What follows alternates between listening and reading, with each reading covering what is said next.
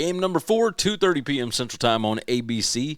Alabama goes over to Columbia, South Carolina to take on the Gamecocks. Bama is a 13.5-point road favorite, total of 47.5.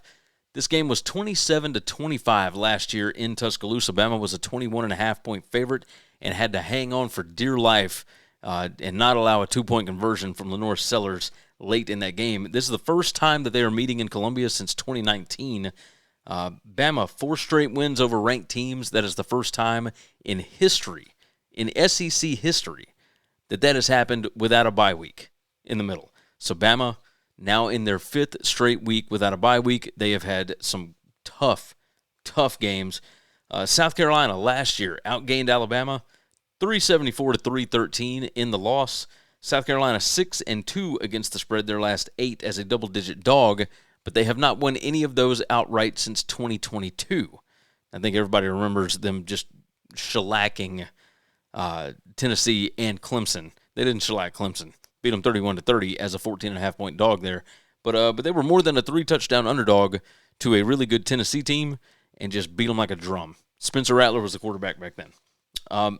Looking at some of the numbers, this number is 13.5 now.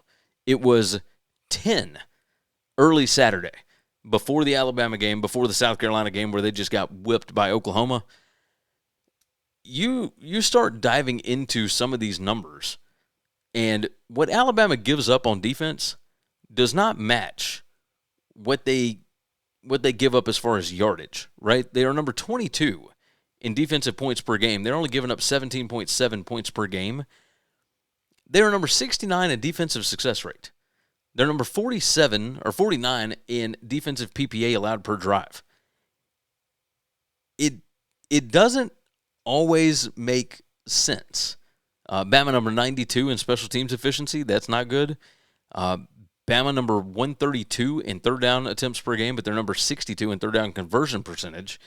They're number 109 in fourth down conversion percentage. They're getting a first down on fourth down almost 65% of the time. That's crazy. So this Bama defense is not great.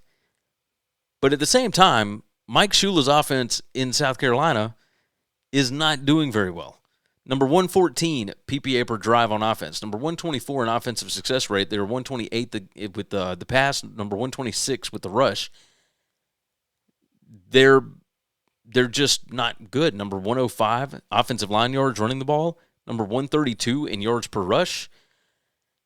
And you can say that South Carolina has been through a really tough schedule. Well, so is Alabama. South Carolina number 12, Alabama number 2.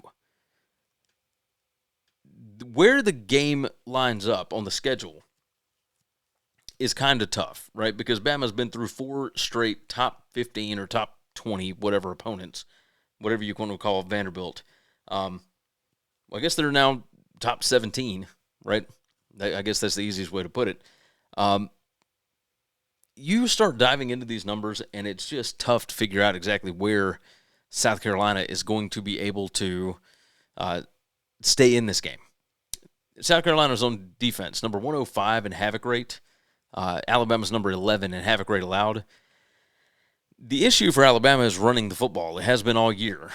They are number 96 in rush rate. They only run the ball about 48% of the time, but they're number 104 in rushing success rate, number 122 in rushing explosiveness. They generate a running game through novelty, short passes, finding ways to maybe get the quarterback out of the pocket a little bit, bubble screens, stuff like that, where you just find a way to get it outside of the line because the offensive line appears to be good.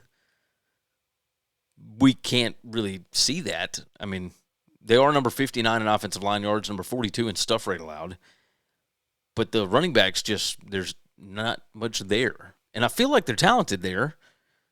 They are number 25 as far as a position group at running back.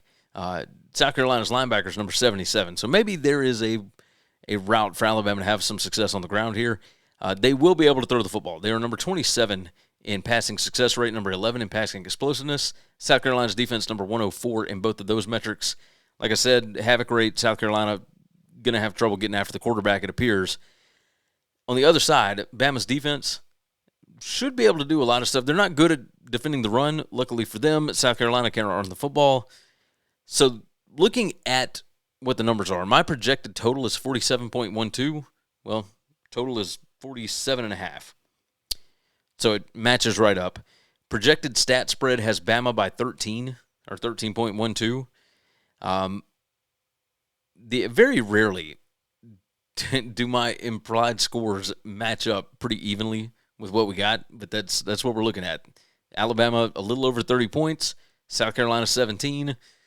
Very interesting. Last 4 weeks, it has Bama by 10.37. Now, part of that has to do with the fact that Alabama has had some trouble, but they've played 4 straight ranked opponents, 4 straight top 15 opponents, or top 17, I guess.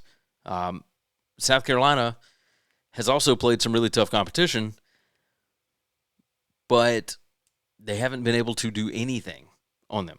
I've got Bama power rated number 4 in the country. I've got South Carolina 51st. So this is a pretty good number here. My power rating has Bama by 11.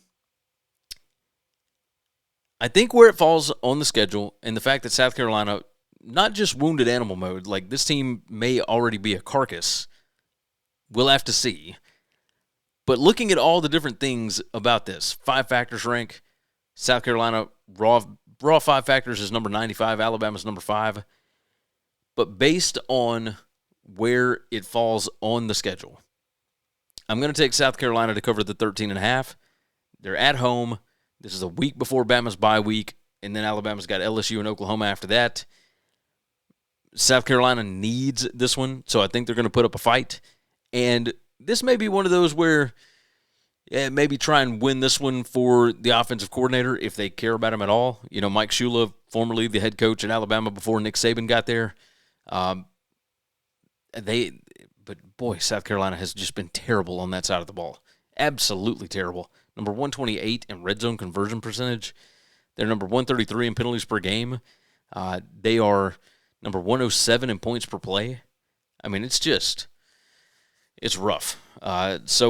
You may be trying to figure out how in the world is South Carolina going to stay in this thing. Well, they still got talent. They're number 18 in overall talent rank. Bama is number 1. When you've been through 4 straight against ranked teams and you've beaten all of them, it makes sense to kind of fall off a little bit. And Kalen DeBoer has a worse record against unranked teams at Alabama than he does against ranked teams. They are 7-1 against ranked teams. They're 8-4 against unranked teams.